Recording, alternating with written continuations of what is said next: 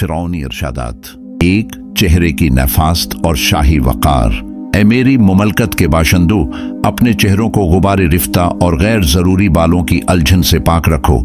जिस तरह इहराम की दीवारें तराशीदा, शफ़ाफ और सीकली होती हैं, इसी तरह तुम्हारा चेहरा भी साफ और मंडा हुआ, शेव्ड होना चाहिए, ताकि तुम्हारी आंखों का नूर और मुस्कुराहट का वक़ार किसी पर्दे में न छिपे।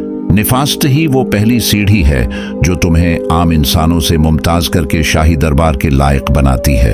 दो, ज़हन की विसात और कशादा दिली। अपने ज़हन के दरीचों को नील की विसातों की तरह खुला रखो।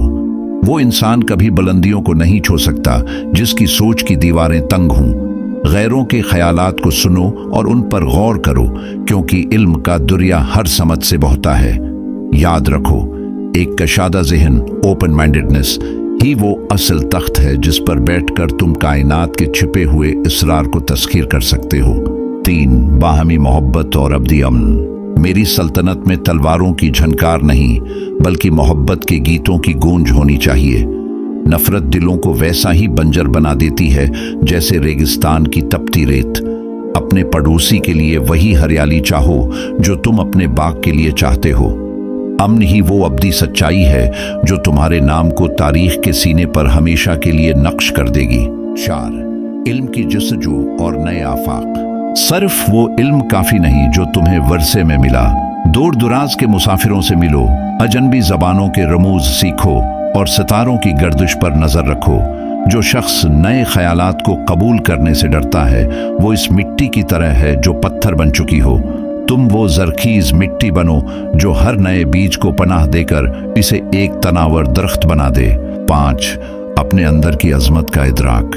तुम महद मिट्टी के इतनी पतले नहीं हो, तुम्हारे वजूद के अंदर एक अजीम रूह का क़ियाम है। अपनी गुफ्तगू में शहजादों जैसा वक़ार लाओ, अपने चलने में फातिहीन जैसी तमकंत पैदा करो और अपने अखलाक को कंदन की तरह खालिस रखो। जब तुम खुद अपने नफ्स की इज्जत करना सीख जाओगे, तभी ये कायनात तुम्हारे सामने सर तस्लीम खम करेगी। 6, लिबास की नफास्त और जमालियात।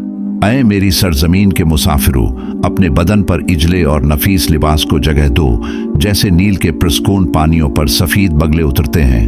तुम्हारा लिबास तुम्हारी रूह का आईनादार है।